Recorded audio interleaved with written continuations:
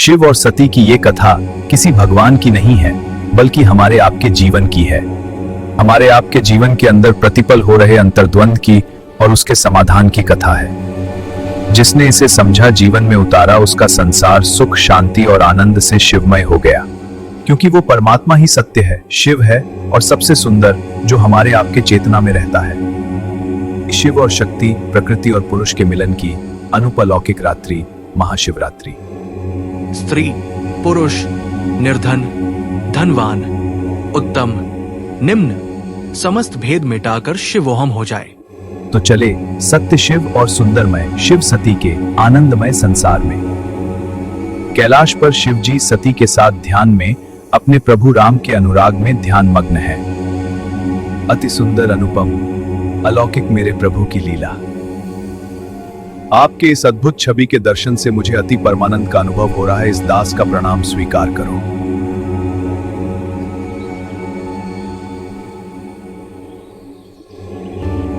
स्वामी, आप किसको प्रणाम कर रहे थे? कौन है वो प्रभु आपके? प्रिय मेरे प्रभु राम, जो आजकल पृथ्वी लोक पर रामावतार की लीला मानव रूप में कर रहे हैं।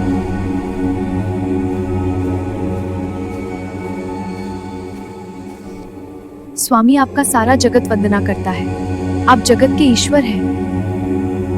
देवता, मनुष्य, मुनि सब आपके प्रति सिर नवाते हैं। एक राजपुत्र को सच्चिदानंद प्रधाम कहकर प्रणाम किया है। प्रिय, साक्षात विष्णु के अवतार हैं, धर्म की स्थापना और अधर्म के विनाश के लिए। जो ब्रह्म सर्वव्यापक, माया रहित, अजन्मा, अगोचर, इच्छा रहित और भेद रहित है, जिसे वेद भी नहीं जानते, क्या ब्रह्म देह धारण करके मनुष्य हो सकता है?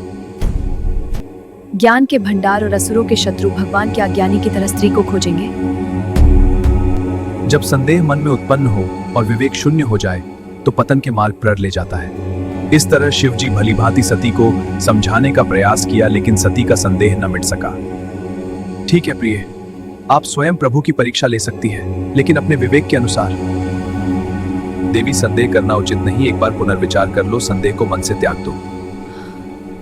जिस प्रकार तुम्हारा यह अज्ञान जनित भारी भ्रम दूर हो, भली भांति सोच समझकर तुम वही करना। सती ने सीता का रूप धारण कर राम जी की परीक्षा लेने का निर्णय लिया। यदि राम जी सत्य में परम ब्रह्म के अवतार है, तो अवश्य मुझे पहचान लेंगे।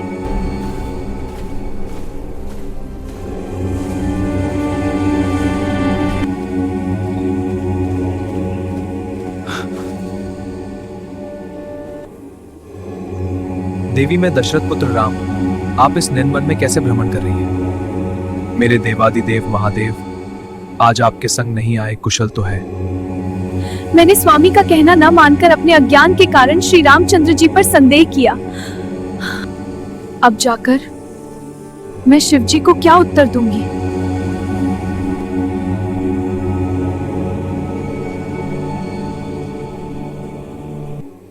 देवी, आपने प्रभु की परीक्षा किस प्रकार ली, बताओगी नहीं? हे स्वामी, मैंने कुछ भी परीक्षा नहीं ली। वहां जाकर आपकी ही तरह प्रणाम किया और वापस आ गई। शिव जी ने योग से जान लिया कि सती ने सीता के रूप में राम जी की परीक्षा लेने गई थी। यदि मैं सती के इस शरीर से अपना संबंध रखूं, तो मेरी भक्ति नष्ट हो जाएगी। सती के इस शरीर से मेरी पति पत्नी रूप में भेंट नहीं हो सकती। सती परम पवित्र है, इसलिए इन्हें छोड़ते भी नहीं बनता, और प्रेम करने में बड़ा पाप है। शिव जी सती से दूर कैलाश पर जाकर ध्यान मग्न हो गए। सती पर क्रोध नहीं, स्वयं को कष्ट देकर स्वयं मौन स्वीकार किया। शिव जी के मौन और घोर योग में जाने से सती दुखी, विचलित हो गई। इस रहस्य को कोई कुछ भी नहीं जानता था। उनका एक एक दिन युग के समान बीत रहा था। मैं हाथ जोड़कर विनती करती हूँ कि यदि मेरा शिव जी के चरणों में प्रेम है और मेरा यह प्रेम का व्रत मन, वचन और कर्म आचरण से सत्य है, इस अधम अपराधी शरीर से मेरी आत्मा शीघ्र मुक्त होकर शिव में मिल जाएगी। सती जी की इस पीड़ा को अनुभव कर शिव दुखित हुए और कैलाश वापस आ गए। शिव जी सती को शांति चित और प्रसन्न रखने के लिए राम कथा सुनाते हैं। सती के पिता ब्रह्मा के मानस पुत्र दक्ष ने विशाल यज्ञ में ब्रह्मा विष्णु सहित समस्त देवताओं को निमंत्रित किया, लेकिन अपने जामाता शिव जी को आमंत्रित नहीं किया। यदि स्वामी की अनुमति मिल सके तो मैं भी पिता के यज्ञ में शामिल हो आऊं। विवाह के पश्चात माँ और बहनों से मिली नहीं, मिलने का अवसर मिल जाएगा। स्वामी, यदि आपकी आज्ञा हो तो मैं पिताजी के यज्ञ में शामिल होने की अनुमति चाहती हूँ। तुमने बात तो अच्छी कही, ये मेरे मन को भी पसंद आई, पर उन्होंने न्योता नहीं भेजा, ये अनुचित है। एक बार ब्रह्मा की सभा में हमसे अप्रसन्न हो गए थे, हमारे बैर के कारण उन्होंने तुमको भी भुला दिया। बिना बुलाए जाओगी तो न शील स्नेह ही रहेगा और न मान मर्यादा ही रहेगी। इसमें संदेह नहीं कि मित्र, स्वामी, पिता और गुरु के घर बिना बुलाए कभी नहीं जाना चाहिए। शिवजी ने बहुत प्रकार से कहकर देख लिया, किंतु जब सती किसी प्रकार भी नहीं रुकी, तब त्रिपुरारी महादेव जी ने अपने मुख्य गणों को साथ देकर उनको विदा कर दिया। सती को किसी ने भी उचित सम्मान नहीं दिया। पिता दक्ष ने देखा तक नहीं है। भगवान महेश्वर संपूर्ण जगत के जगत पिता, सबका हित करने वाले हैं। मेरा मंद बुद्धि पिता उनकी निंदा करता है। मैं आज से महाराज तक से सारे संबंध और उनके वीर्य से उत्पन्न इस शरीर का परित्याग करती हूँ। मैं सती अपने पति की असहनीय अपमान से दुखित होकर इस शरीर का परित्याग करती हूँ। हे हरि विष्णु, मेरा जन्म जन्म में शिवजी के चरणों में अनुराग रहे। सती के निर्जीव शरीर को उठाए शिव शोक और वेदना में डूब गए। पूरी सृष्टि में हाहाकार मच गया, संतुलन डगमगा उठा। विष्णु ने सुदर्शन चक्र से सती के शरीर को 51 भागों में विभाजित किया। ये 51 भाग धरती पर शक्ति पीठों के रूप में स्थापित हुए। शिव ने सब त्याग दिया और समाधि में लीन हो गए। उनकी समाधि से सृष्टि की गति रुक सी गई। कामदेव ने शिव की तपस्या भंग करने और पार्वती के प्रति प्रेम जगाने के लिए पुष्प बाण चलाया। शिव ने कामदेव को भस्म कर यह दर्शाया कि उनका प्रेम किसी लौकिक इच्छा या वासना का परिणाम नहीं। काम, वासना, प्रेम नहीं, कुछ पल का आकर्षण है जिसे नष्ट होना ही पड़ता है। सती ने पर्वतराज हिमाचल और मैना के घर पार्वती रूप में जन्म लिया।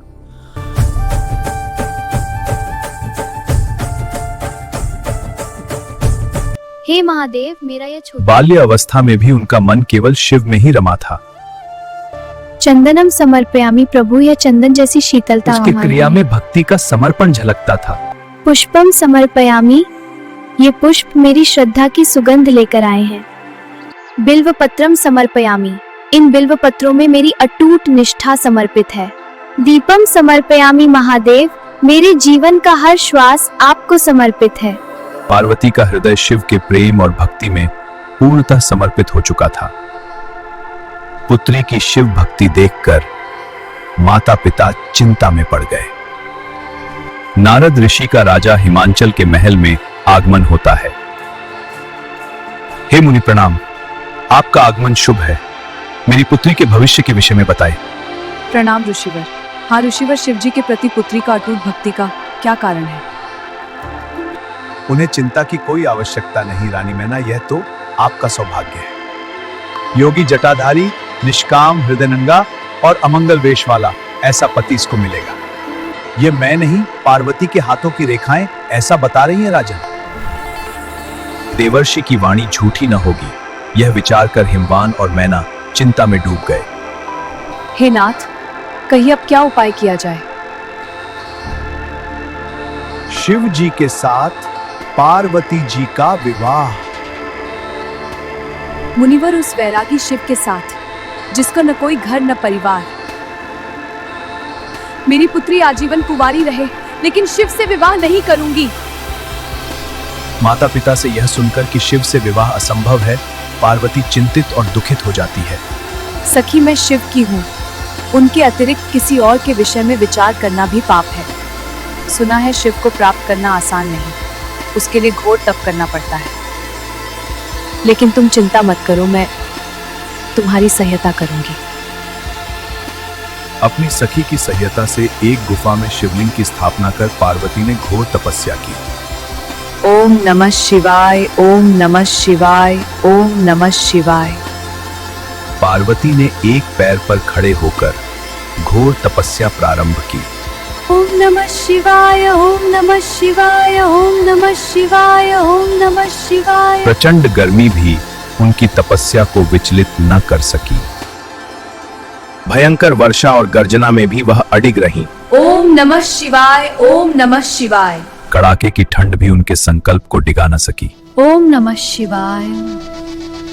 उनका शरीर बर्फ से ढक गया पर ध्यान अटूट रहा। ओम नमः शिवाय, ओम नमः शिवाय। प्रकृति स्वयं उनकी तपस्या की साक्षी बन गई। ओम नमः शिवाय, ओम नमः शिवाय। पार्वती की तपस्या अब अपने चरम पर पहुंच चुकी थी।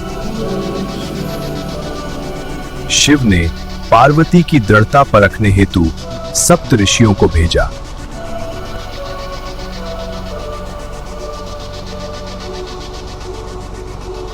तुम किसकी आराधना करती हो और क्या चाहती हो देवी? हे मुनियों, आप मेरा अज्ञान तो देखिए कि मैं सदा शिव जी को ही पति बनाना चाहती हूँ। भला कहो तो नारद का उपदेश सुनकर आज तक किसका घर बसा है? वचनों पर विश्वास मानकर तुम ऐसा पति चाहती हो जो स्वभाव से ही उदासीन, गुणहीन, निर्लज्ज है।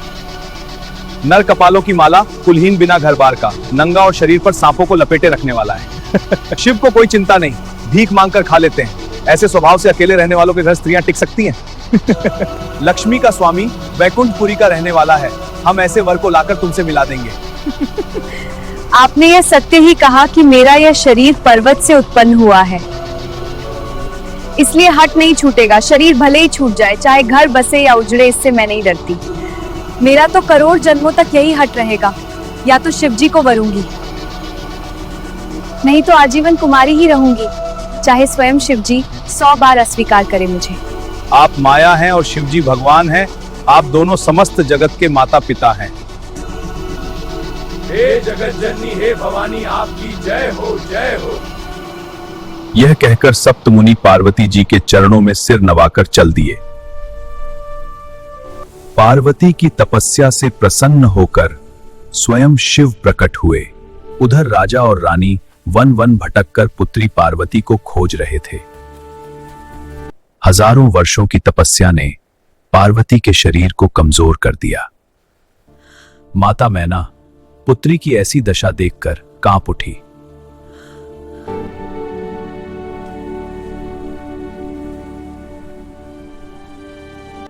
पुत्री, हमें क्षमा कर दो, तुम्हें समझने में भूल हो गई।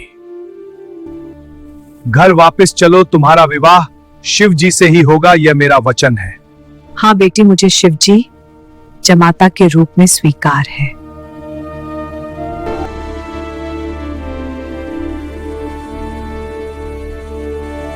इस तरह शिव और शिवानी पार्वती के हजारों वर्षों के संघर्ष ने सुखद पल को रचा। शुभ विवाह का शिव शिवानी के मिलन की महाशिवरात्रि तो देर क्यों करें, आनंद लेते हुए शामिल होते हैं भोले बाबा और गौरा जी के शुभ विवाह में। घुंघरू की झंकार है, प्रेम की सौगात है। घुंघरू की झंकार है, प्रेम की सौगात है। भोले बाबा गौरा जी की शादी वाली रात है।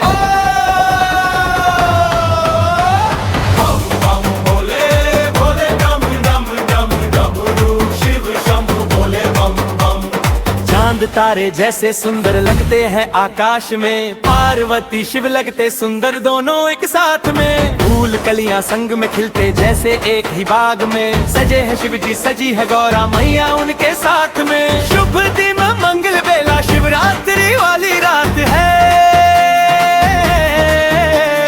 घुंघरू की झंकार है, प्रेम की सौगात है।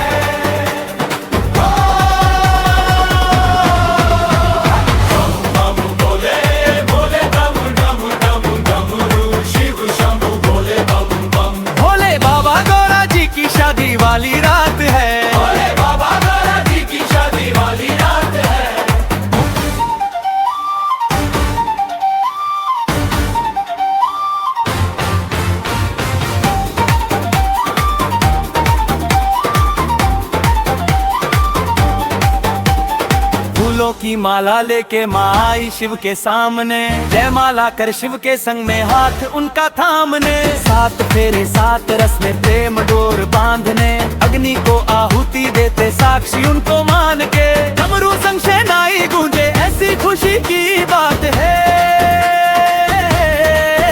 भोले बाबा गौरा जी की शादी वाली रात है।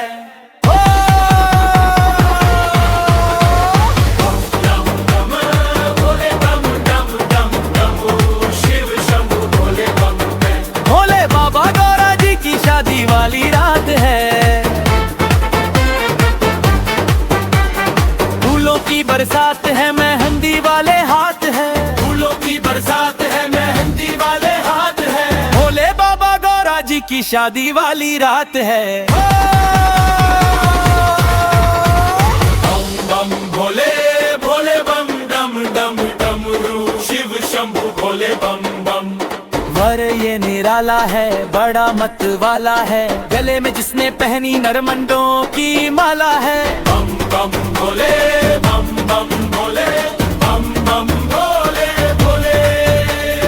गंगा जटाओं में सर भुजाओं में, भवों से बल के देखो मालिक क्या करने वाला है। किसी ने कभी नहीं देखी ऐसी बारात अनोखी, ऐसे सज के चले हैं शिव जी।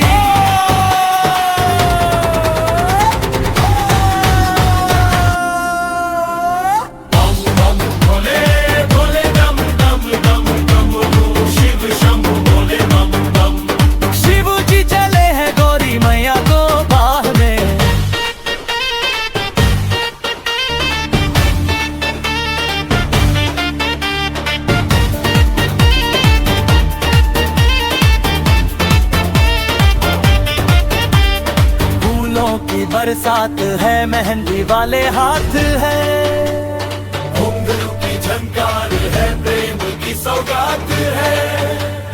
घुंघरू की झंकार है प्रेम की सौगात है, भोले बाबा गौरा जी की शादी वाली रात है।